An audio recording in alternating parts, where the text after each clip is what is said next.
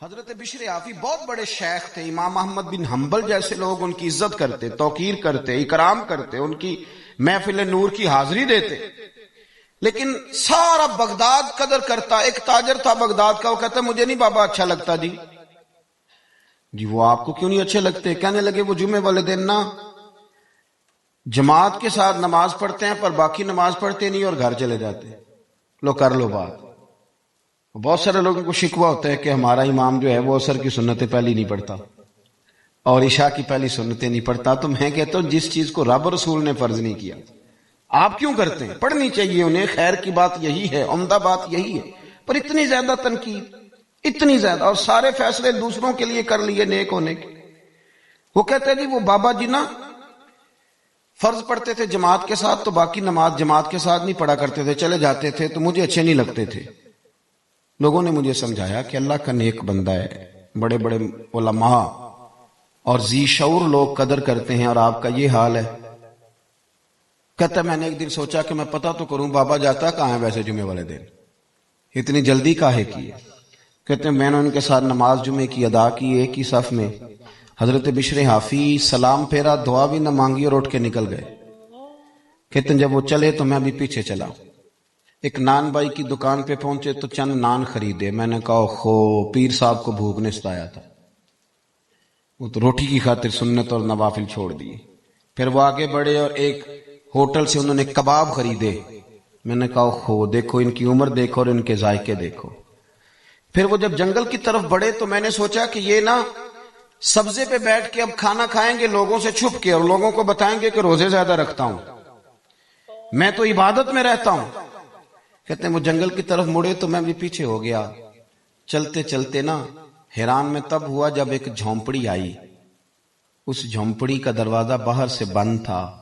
بوڑھے شیخ نے اپنے کانپتے ہاتھوں سے وہ دروازہ کھولا اور جب انہوں نے پردہ ہٹایا تو چارپائی پہ ایک بوڑھے بابا جی جو فالج زدہ ہیں، مریض ہیں، وہ لیٹے ہوئے تھے۔ کہتے ہیں حضرت شیخ نے کھانا ایک کونے میں رکھا اور دوڑ کے پہلے بابا جی کو سیدھا کیا اور پھر جھٹ سے پیالے میں پانی لائے اور اپنے امامے کا پلو پانی میں ڈال کے تو بابا جی کا منہ صاف کیا۔ بابا جی کو بٹھا کر کے نا تو پہلا لقمہ توڑ کے ان کے منہ میں ڈالا اور حضرت بشر حافی کہنے لگے بزرگوں معاف کرنا، آج جمعہ تھا، نماز پڑھتے دیر ہو گئی، روٹی لے کے آنے میں دیر ہو گئی، ابھی تو میں نے سنت بھی پڑھنی ہے، نوافل بھی پڑھنے ہیں، ابھی تو میری بقیہ نماز باقی ہے۔ وہ شخص کہتا ہے میں باہر کھڑا تھا اور میرا وجود کانپ رہا تھا، میں تھر تھر کانپ رہا تھا، میں کیا سوچتا تھا، یہاں کیا بن گیا۔ حضرت بشر حافی رحمت اللہ تعالی علیہ کہنے لگے معاف کرنا، تو بوڑھے بابا جی کہنے لگے بشر 14 سال ہو گئے یار، میرے تو اپنے بھی مجھے چھوڑ گئے، 14 سال ہو گئے، روز روٹی لے کے آتے ہو، میں زندہ لاش ہوں، کب تک بیمار رہوں گا، کب تک آتے رہو گے، اب بس بھی کرو نا۔ تو حضرت بشر حافی نے بابا جی کی آنکھوں سے آنسو پونچھے اور دوسرا نوالا منہ میں دے کے فرمانے لگے بابا جی بس بس، آج کے بعد یہ بات نہ کرنا، یہ جو سارا شہر میری قدر کرتا ہے اور میں ننگے پاؤں بغداد کی گلیوں میں چلتا ہوں تو جانور بھی گوبر نہیں کرتے، تو یہ میرے نفلوں اور چلوں کی وجہ سے نہیں ہے، میں آپ کی خدمت کرتا ہوں تو رب نے مخلوق کے دلوں میں میری محبت پیدا فرما دی۔ بات کو سمجھے میرے بھائی، وہ کہتے ہیں میں جس کو ان کی غلطی سمجھتا تھا نا وہ ان کی سب سے بڑی خوبی نکل آئی۔ اور میاں کچھ تو مجبوریاں رہی ہوں گی، یوں ہی کوئی بے وفا نہیں ہوتا، کچھ تو مجبوریاں رہی ہوں گی، یوں ہی کوئی ہم نے تو ہر شخص کے بارے، آپ یقین کریں ہر شخص کے بارے جس کی بھی بات چھیڑے نا، جس کی بھی لوگ کوئی نہ کوئی کہانی سنا دیتے ہیں، کہتے ہیں آپ کو نہیں پتا میں بتاتا ہوں، بھئی بس کریں۔ نبی پاک صلی اللہ علیہ وسلم نے فرمایا لوگوں کی جاسوسی نہ کرو ورنہ تم انہیں خراب کر دو گے، اچھا گمان پیدا کریں زندگی میں، اچھی سوچوں کو فروغ دیں، اور اگر کوئی کسی کے بارے میں بات کرنے لگے تو اسے تھوڑی دیر کے لیے روکیں، اس لیے کہ حضور صلی اللہ علیہ وسلم نے فرمایا اگر تم نے کسی کو اس جگہ رسوا کیا جہاں اس کی عزت کی جا رہی تھی تو تمہیں بھی رب اس جگہ رسوا کر دے گا جہاں تمہاری عزت کی جاتی ہے۔ تو پہلی بات یہ کہ اچھا سوچیں، ہمیشہ اچھا گمان کریں، اچھا لب و لہجہ اختیار کریں۔ اور میں مذہبی تنظیموں کے کارکنوں سے اکثر گزارش کرتا رہتا ہوں خدا را دوسرے کو بھی ماننا سیکھیں، دوسرے کو بھی برداشت کرنا سیکھیں. اگر آپ یہ کہہ دیں گے کہ میں ٹھیک ہوں اور میری جماعت کا لیڈر ٹھیک ہے اور باقی سارے غلط ہیں، تو اللہ کے رسول صلی اللہ علیہ وسلم نے تو فرمایا میری امت کبھی گمراہی پہ جمع ہی نہیں ہوگی. تو آپ نے اتنے لوگ گمراہ کر دیے، نے سوچا ہی نہیں. تھوڑا برداشت، تھوڑا اپنے اندر حوصلہ، تھوڑا اچھا پن، تھوڑی اچھی سوچیں. دوسری بات جس اخلاق کی آج بڑی زیادہ ضرورت ہے، بڑی زیادہ، وہ یہ ہے کہ خودداری اور عزت نفس پیدا کریں. ہمارے ہاں نا مفت خوروں کی لائنیں لمبی ہوتی جا رہی ہیں. فارغ بیٹھنے والوں کا مزاج بڑھتا چلا جا رہا ہے. دوسروں کے پیسوں پہ کاروبار کرنا ہے، دوسروں کے پیسوں پہ زندہ رہنا ہے، یہ مزاج بنتا جا رہا ہے.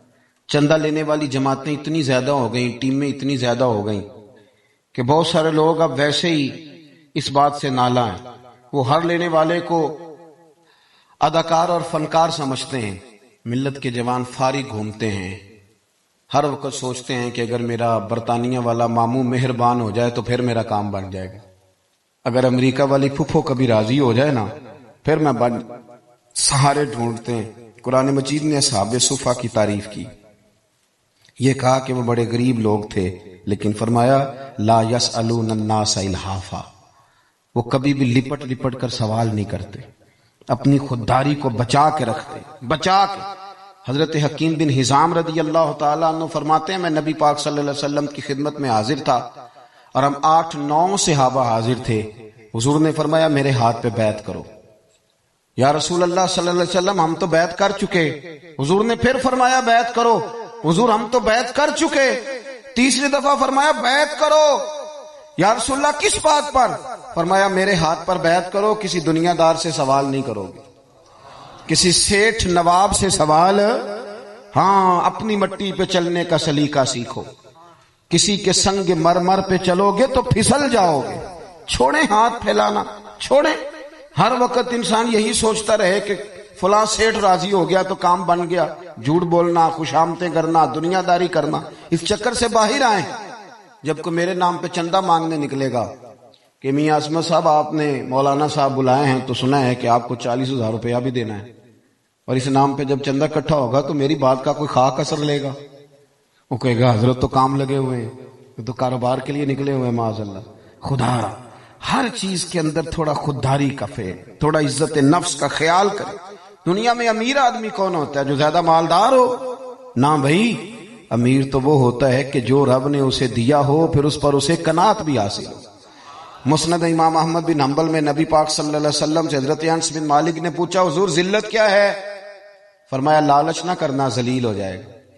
عرض کی حضور عزت کیا ہے؟ عزت کیا ہے؟ عزت کیا ہے؟ اللہ کے رسول نے فرمایا جو رب نے تجھے دیا ہے نا، جو رب نے تجھے دیا ہے اس پہ راضی ہو جا، اللہ تجھے عزت عطا فرما دے گا. چھوڑ دیں دوسروں کی جیبیں دیکھنا، نکل آئیں اس دوڑ سے باہر آئیں. حضرت سالم بن عبداللہ بن عمر، امام ابو نعیم نے لکھا ہے اس کو. حضرت سالم بن عبداللہ حضرت عبداللہ ابن عمر کے صاحبزادے، اور جو تسلسل آ رہا ہے نا صوفیاء کا، اس جماعت کے سرخیل ہیں. اہل ذکر تھے، اہل وجد و سرور تھے، کیفیات والے لوگ تھے. حضرت سالم بن عبداللہ رضی اللہ تعالیٰ عنہ طواف کعبہ کے لیے تشریف لے گئے حرم مکہ میں. تو طواف آپ فرما رہے تھے تو اللہ تعالیٰ اپنے نیک بندوں کی محبت لوگوں کے دلوں میں ڈال دیتا ہے. لوگ دور دور سے آتے، آپ کی دست بوسی کرتے، دعا کراتے. خلیفہ کو کسی نے بتایا کہ حضرت سالم بن عبداللہ آئے ہوئے ہیں. وہ بھی چلا گیا، اور جب اس نے دیکھا نا بڑا رش ہے تو وہ انتظار کرنے لگا. حضرت طواف سے فارغ ہوئے، 8واں استلام جب کر لیا تو آگے بڑھا، ہاتھ ملایا، کہنے لگا جی میں گورنر ہوں، خلیفہ ہوں مکے کا. اب نے فرمایا تو میری باتوں کی سمجھ آ رہی ہے آپ حضرات کو؟ کہنے لگا جی میں یہاں کا خلیفہ ہوں تو میری یہ خواہش تھی کہ کوئی حکم ہو تو آپ بتاتے، میں پورا کرنے کو حاضر ہوں. کوئی حکم ہو تو بتائیے.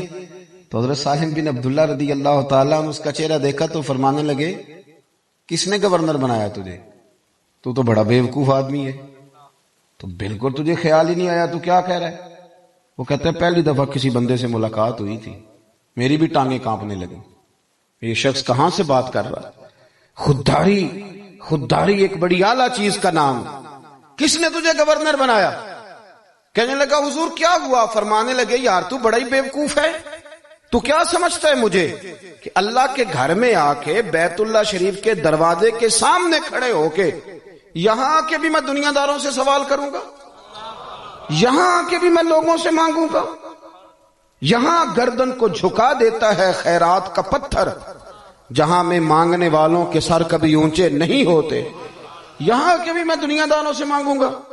کہتا ہے مجھے تو پسینے آنے لگے، جب میں فارغ ہو کے وہاں سے نکلا تو باہر آ گیا، میں مسجد الحرام سے باہر میں سوچ میں پڑ گیا۔ تھوڑی دیر کے بعد حضرت بھی فارغ ہو کے باہر آئے، خلیفہ پھر آگے بڑھا، کہنے لگا حضور مہربانی کریں، اب تو خانہ کعبہ سامنے نہیں نا، ابھی کوئی حکم کر دیں۔ آپ فرمانے لگے چل ٹھیک ہے، تو نہیں باز آتا تو بتا تجھ سے دین مانگوں کہ دنیا مانگوں؟ کہنے لگا حضور میرے پاس تو دنیا ہی ہے، دین تو آپ کے پاس ہے۔ تو آپ فرمانے لگے جا پھر اپنا کام کر، دنیا تو میں نے اس سے کبھی نہیں مانگی جس نے دنیا بنائی ہے، میں تو اس سے بھی اس کا فضل ہی مانگتا ہوں، تو مجھے کون سا رستہ دکھا رہا ہے؟ میں نے اس سے نہیں کبھی دنیا داری کا سوال کیا، دنیا کا مانگ، تو کون سا رستہ خودداری اختیار کر؟ پتہ ہے لوگ ہمیں خرید کیوں لیتے ہیں؟ الیکشن میں بولیاں کیوں لگتی ہیں؟ اس لیے کہ کہیں نہ کہیں ہمارا کوئی ریٹ ہوتا ہے، کہیں نہ کہیں ہم الجھ جاتے ہیں، کہیں نہ کہیں ہم خرابی کرتے ہیں، پھر ہمارے ریٹ لگنے لگتے ہیں، پھر لوگ سمجھتے ہیں کہ کسی نہ کسی مقام پہ جا کے کسی نہ کسی شخص کو ہم نے قائل کر ہی لینا۔ دوستو بالخصوص نوجوانوں، یاد رکھنا جو لوگ محنت کے ساتھ آگے جاتے ہیں انہیں کم گرایا جاتا ہے۔